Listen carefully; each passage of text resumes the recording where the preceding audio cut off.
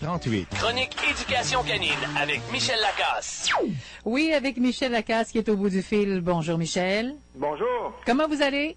Ça va super bien, toi? Ça va très bien. Hey Michel, ce matin, c'est encore très intéressant. Ça arrive à l'occasion, quand on a un chien, qu'on perd notre chien. Oui, absolument. Puis ça fait longtemps que je veux parler de ce sujet-là, des chiens qui fuguent. Il y en a beaucoup. Puis il y a des gens qui savent pas trop par où commencer pour retrouver leur animal lorsque ça arrive. Puis je pense qu'on peut les comprendre quand même. Hein? Oui. C'est énervant. Ben c'est énervant, puis on panique un peu. Hein? On cherche notre chien. Ça fait-tu longtemps qu'on l'a perdu? On vient-tu juste de s'en apercevoir? Ben c'est ça. On vit pas ça à tous les jours. Alors cette semaine, on va donner des petits trucs qui sont à retenir et des petits trucs aussi qui peuvent servir si jamais on perd notre chat. Alors la première des choses, ma chère Anne, lorsqu'on s'aperçoit que notre chien a fugué, on n'attend pas et on téléphone dans les refuges et même chez les vétérinaires et on leur dit qu'on a perdu notre animal. Le chien ou le chat pourrait très bien se retrouver là. Alors, on donne un coup de téléphone et on profite aussi de l'occasion pour laisser toute l'information et aussi celle d'un proche parce qu'on n'est pas toujours disponible. Alors ça, c'est le premier réflexe. Refuge, SPCA, SPA, vétérinaire qu'on doit aller voir quotidiennement aussi si jamais on ne retrouve toujours pas son animal.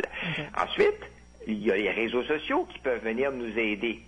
Facebook, plus particulièrement. Donc, on s'en sert. On écrit un petit statut en mettant la photo de notre chien ou de notre chat, puis on demande à nos contacts puis à nos amis de partager.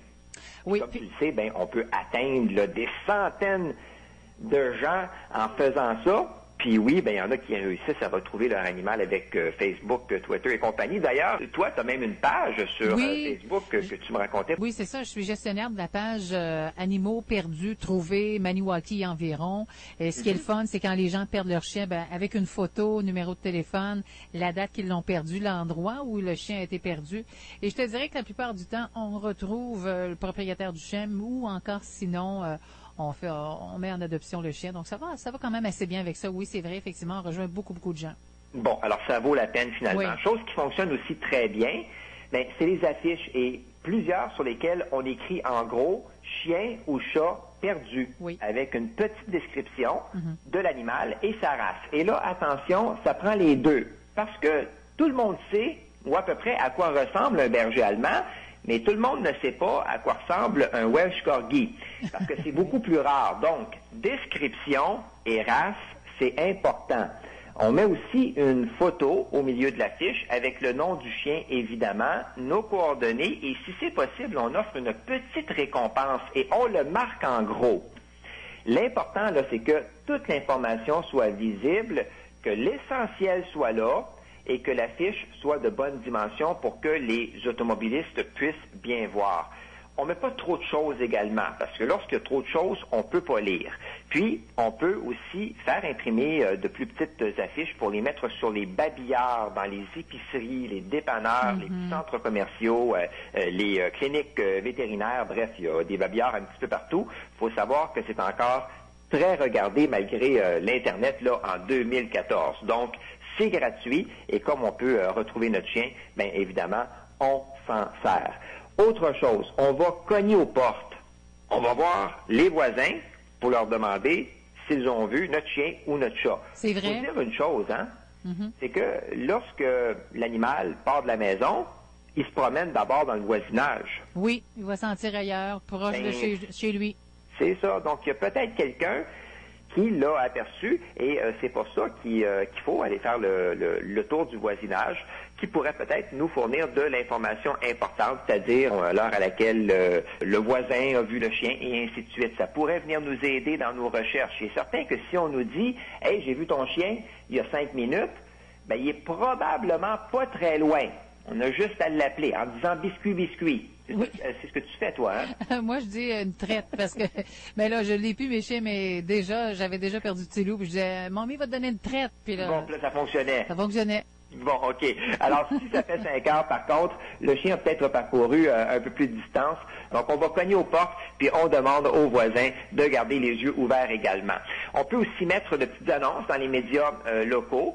Évidemment, ça, c'est une autre façon de diffuser de l'information, puis d'aller chercher encore plus de gens. Je sais qu'il y en a qui vont aussi sortir la cage de leur chien et qui vont la placer bien en vue sur le terrain avec de la nourriture et de l'eau et se servir de ça comme appât.